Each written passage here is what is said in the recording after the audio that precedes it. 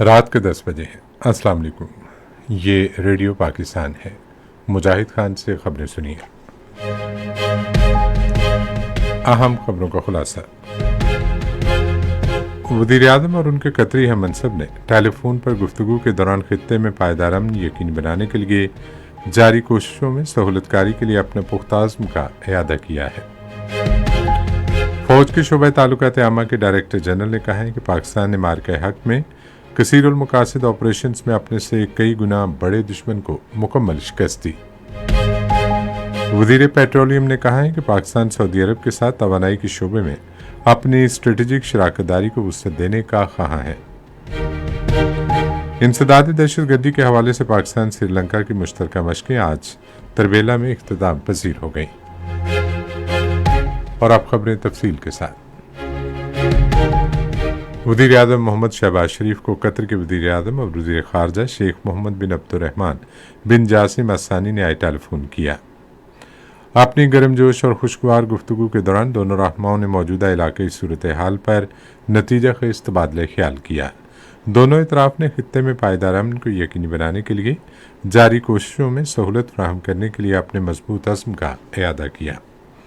شہباز شریف نے کہا کہ پاکستانی عوام قطر کے امیر کے دورہ پاکستان کے منتظر ہیں اور ان کا یہ دورہ پاکستان قطر تعلقات کو مزید مضبوط اور گہرا کرنے میں معاون ثابت ہوگا۔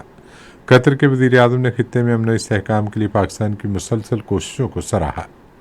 دونوں رہنماؤں نے باہمی دلچسپی کے تمام امور پر قریبی رابطہ برقرار رکھنے پر اتفاق کیا۔ سینٹ نے آج متفقہ طور پر ایک قرارداد منظور کی جس میں ملک کی خود مختاری، سلامتی اور قومی وقار کے تحفظ کے لیے افواج پاکستان، سیکیورٹی اداروں اور پوری قوم کو ان کی بے مثال قربانیوں، جرأت اور عزم پر خراج تحسین پیش کیا گیا۔ یہ قرارداد وزیر پارلیمانی امور ڈاکٹر طارق فضل چودھری نے مارکہ حق کا 1 سال مکمل ہونے کے حوالے سے پیش کی۔ قرارداد میں کہا گیا کہ آپریشن بنیان مرصوص اور مارکہ حق دشمن کے مذموم عزائم کو ناکام بنانے میں افواج پاکستان کی پیشہ ورانہ مہارت، تصویراتی ذہانت اور غیر متزلزل عزم کی عکاسی کرتے ہیں۔ پاک فوج کے شعبہ تعلقات عامہ کے director general lieutenant general Ahmed Sharif Chaudhry نے کہا ہے کہ پاکستان نے مارکہ حق کے دوران کثیر المقاصد آپریشنز کے ذریعے عددی اعتبار سے کئی گنا بڑے دشمن کو مکمل شکست دی۔ انہوں نے یہ بات آج راولپنڈی میں deputy chief of naval staff operations rear admiral Shafaat Ali اور deputy chief of air staff projects air vice marshal Tariq Ghazi کے ہمراہ ایک نیوز کانفرنس سے خطاب کرتے ہوئے کہی۔ D G I S P R نے کہا کہ مسلح افواج مارکہ حق میں قوم کی توقعات پر پورا اتریں۔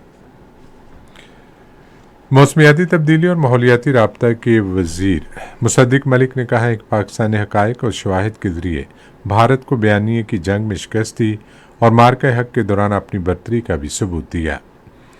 وہ آج اسلام آباد میں مارکہ حق کا 1 سال مکمل ہونے کے سلسلے میں منعقدہ سیمینار سے خطاب کر رہے تھے۔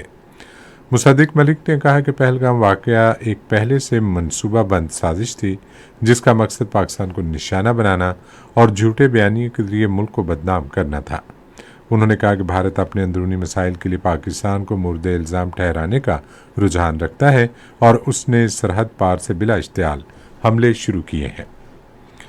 نائب وزیر اعظم اسحاق ڈار نے آج ایرانی وزیر خارجہ عباس عراقچی سے ٹیلی فون پر بات کی۔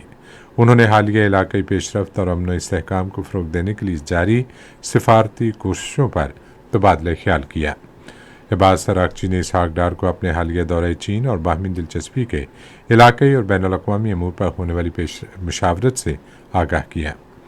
ایرانی وزیر خارجہ نے اس سے قبل قبضے میں لیے گئے بحری جہازوں سے ایرانی شہریوں کی وطن واپسی میں سہولت فراہم کرنے پر پاکستان کا شکریہ بھی ادا کیا اور اس سلسلے میں پاکستان کی مسلسل سفارتی اور انسانی حمایت کو سراہا۔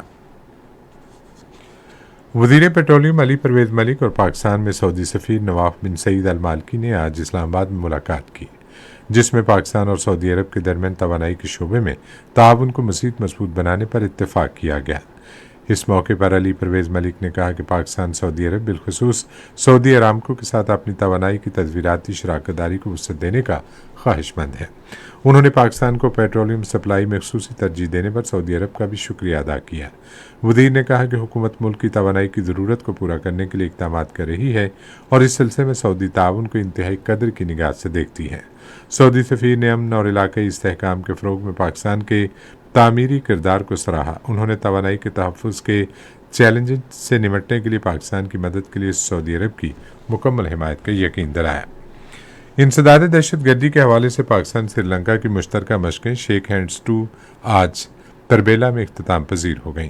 پاکستان اور سری لنکا کی افواج کے درمیان 2 ہفتے طویل مشقیں گزشتہ ماہ کی 27 تاریخ کو شروع ہوئی تھیں۔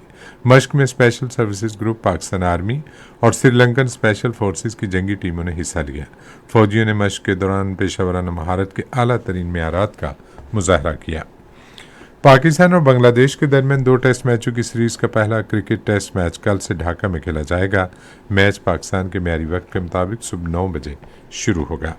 اسی کے ساتھ خبریں ختم ہوئی۔ مزید خبروں اور تجزیوں کے لیے آئیے ہماری ویب سائٹ پر، پتہ ہے radio.gov.pk، اور فیس بک کے link radio Pakistan news official پر براہ راست ویڈیو سٹریمنگ بھی ملاحظہ کیجیے۔